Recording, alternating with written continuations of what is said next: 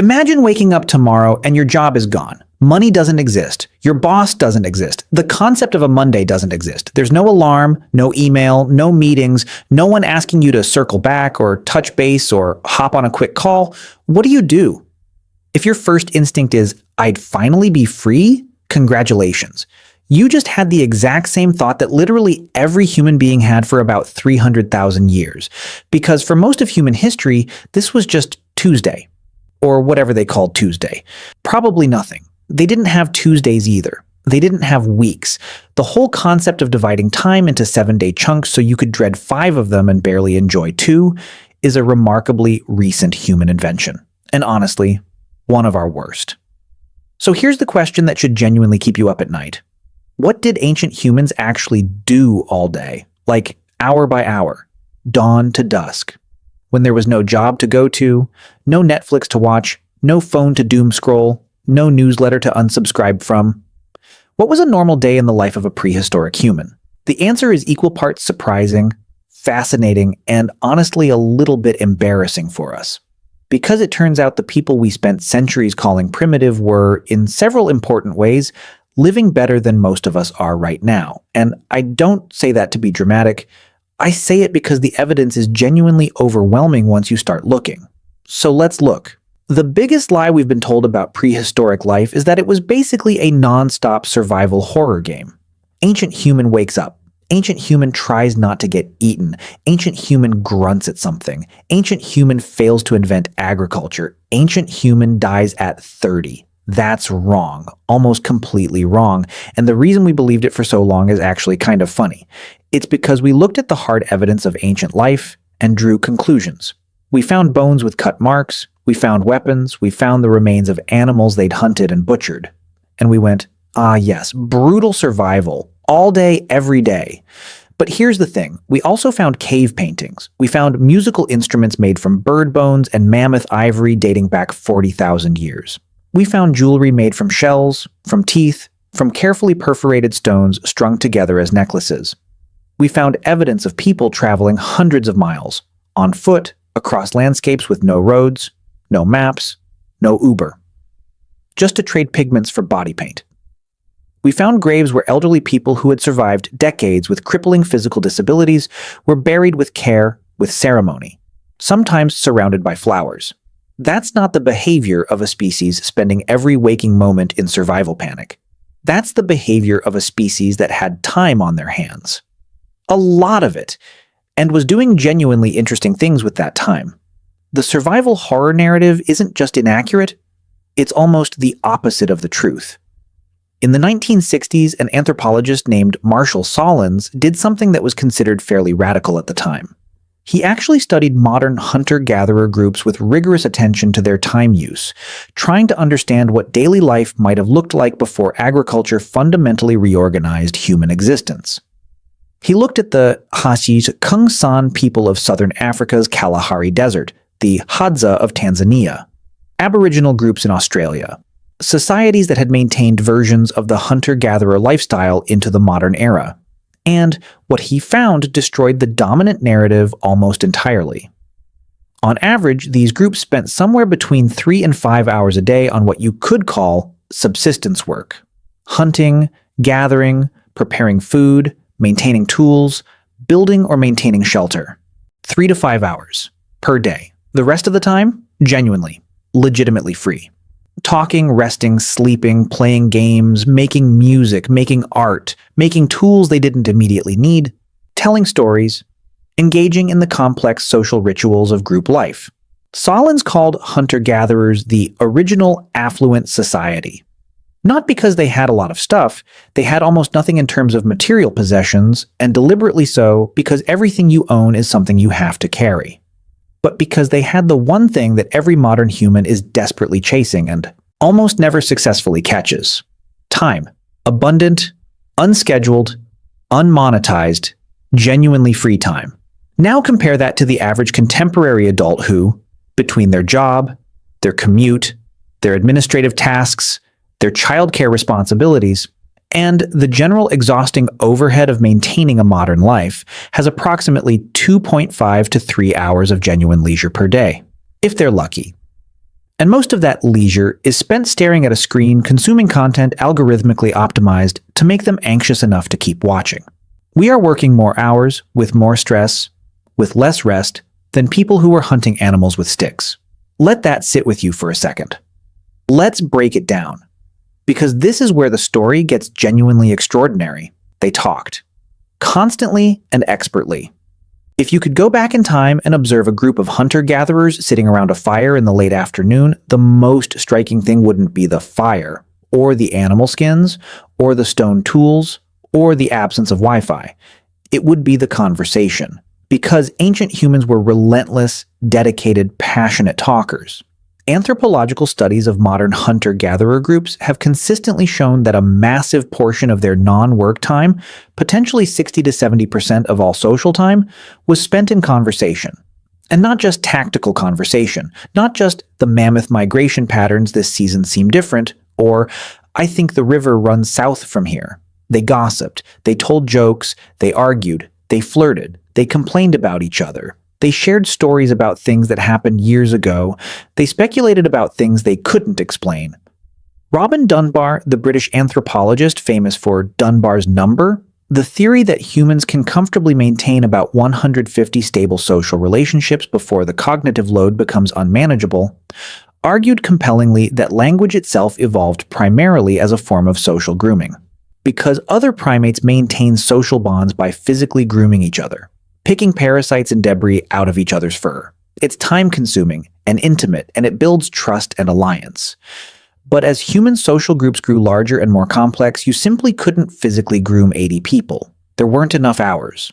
So humans evolved language to achieve the same social bonding function at scale. You can verbally groom many people at once.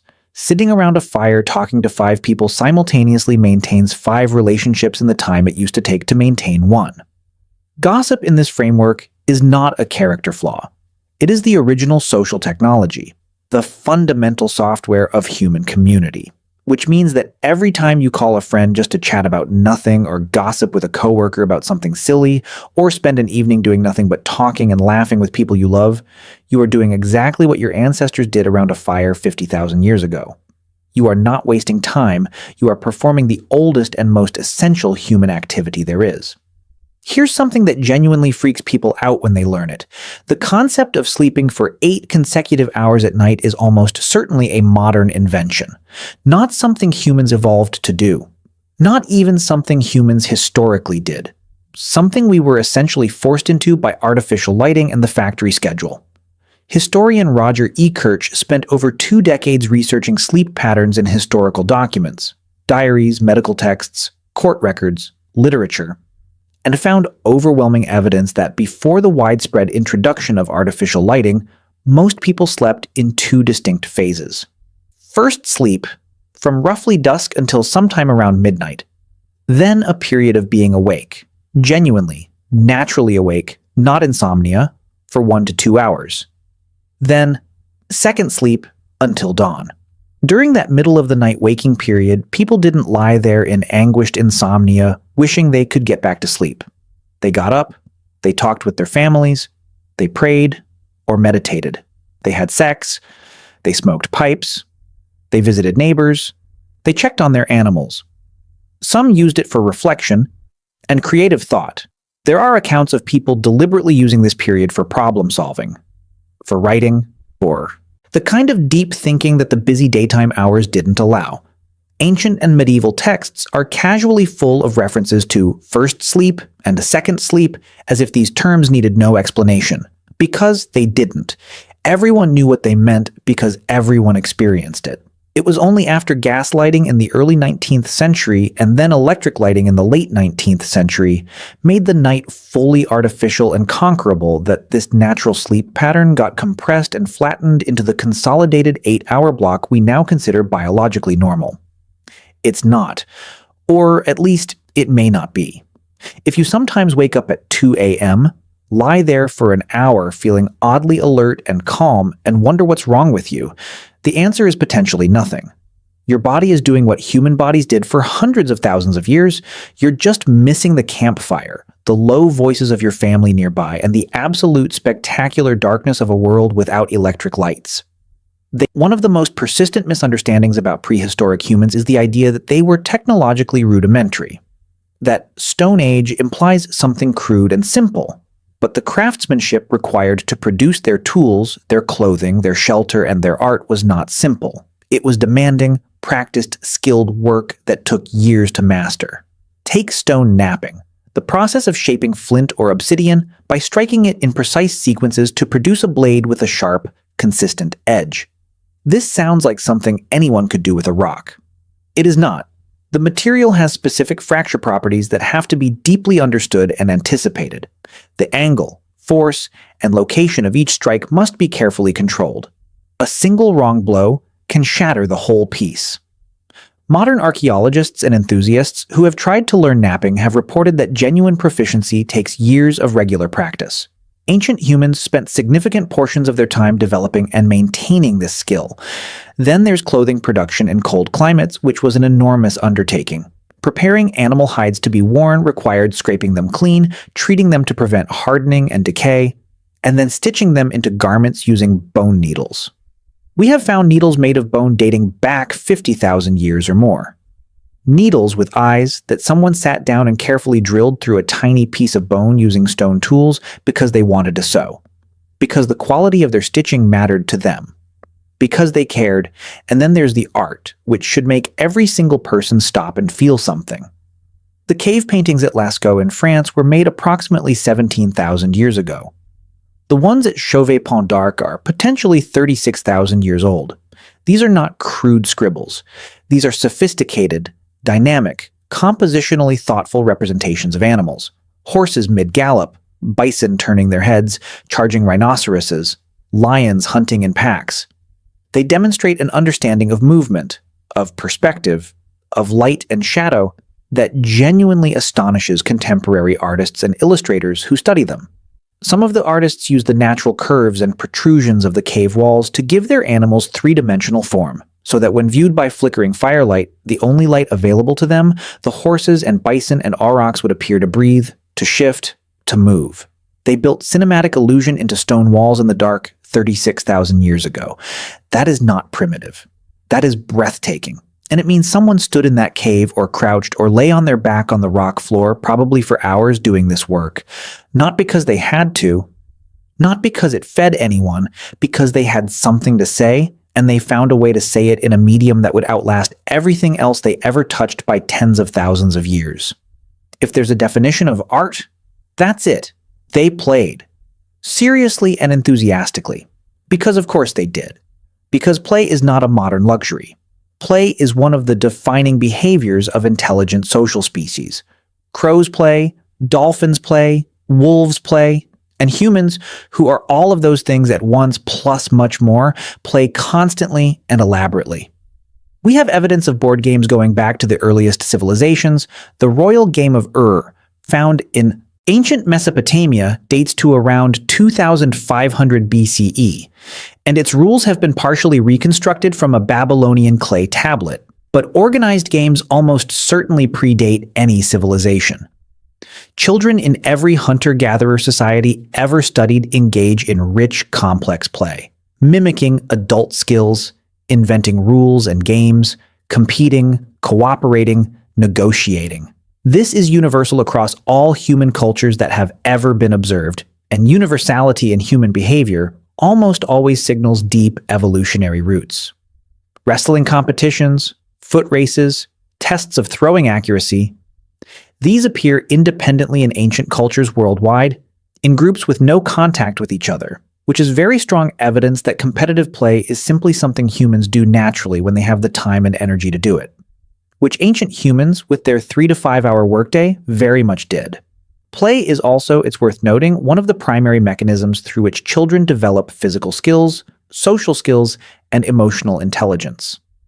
The line between play and education in ancient societies was essentially non-existent. You learned to hunt by playing at hunting. You learned social negotiation by playing games with high stakes and real conflict. You learned to manage your emotions under pressure by competing and sometimes losing. Ancient children weren't in school. They were in the world, and the world was their teacher. They took extraordinary care of each other.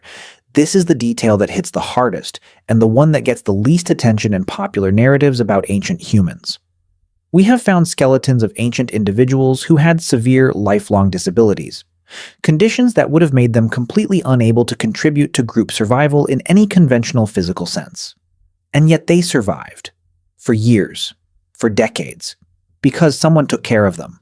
A Neanderthal discovered at Shanidar Cave in Iraq, known as Shanidar I, had a withered and amputated right arm, was partially blind in his left eye, had significant hearing loss, and had suffered and survived serious leg injuries.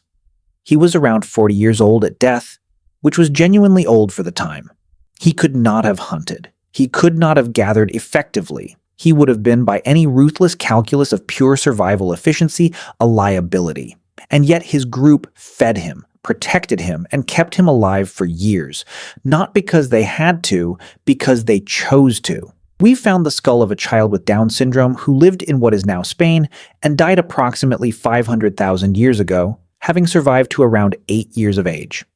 The level of care required to keep a child with significant developmental disabilities alive in that environment for 8 years goes enormously beyond what simple survival instinct would demand. Someone loved that child enough to make it happen. We found evidence of healed fractures in ancient skeletons. Healed, which means the person survived long enough for the bone to knit back together, which means they were fed and protected during weeks or months of incapacitation. Someone sat with them, brought them food, kept the fire going. Ancient humans buried their dead with intention, with arrangement, with grave goods, with apparent ceremony. They mourned, they remembered. They marked the end of a life as something that mattered. The bones of ancient people don't tell a story of brutal indifference. They tell a story of communities that took care of each other in ways that cost them real resources and real effort, for no strategic reason whatsoever except that this is what it means to be human. And yes, they also hunted. And it was completely insane. We can't do this entire video without properly addressing the hunting because it was genuinely one of the most extraordinary physical achievements in the natural world. Before the development of bow and arrow technology, which appears around 70,000 years ago in South Africa, and considerably later in other parts of the world, humans hunted primarily with spears and with a strategy that sounds, when you first hear it, like a joke. It's called persistence hunting, and it is exactly what it sounds like. You find an animal, something large, a kudu, a wildebeest, a deer, and then you follow it, not sprinting after it, not trying to outrun it, because you can't outrun a wildebeest in a sprint. You just keep pace. You track it. You follow it at a jog through the midday heat, through the hottest part of the day, for hours. Every time it tries to rest, because most four-legged animals cool down by panting, and panting requires them to stop moving, you appear again on the horizon, and it panics and runs again. And you follow, again, for 5 hours, 8 hours, sometimes longer, until the animal is so thermally exhausted, so overheated, so physiologically depleted, that it literally collapses and cannot rise. And you walk up to it calmly and finish the job. This works because humans sweat. We are one of the only mammals on Earth that primarily cools our bodies through perspiration rather than panting, which means we can sustain movement in heat that incapacitates almost everything else.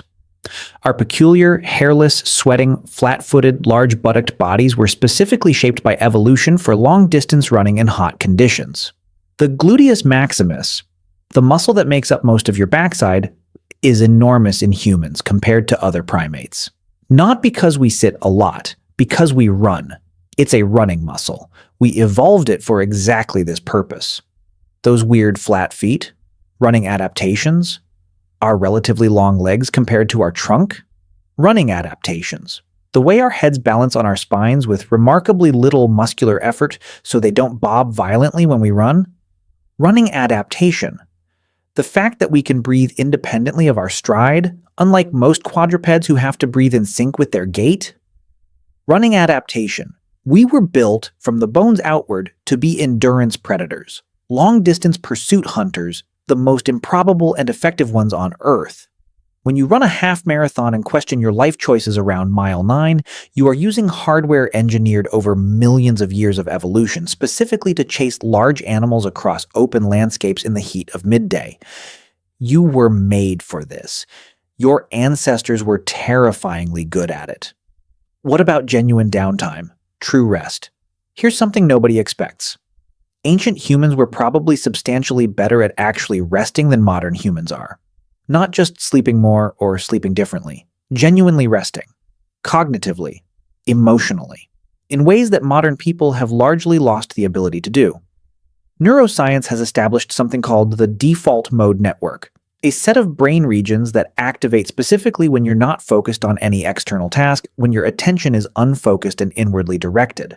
This network is associated with daydreaming, self-reflection, creative thought, emotional processing, and what researchers call mental time travel, the ability to simulate past events and imagine future scenarios.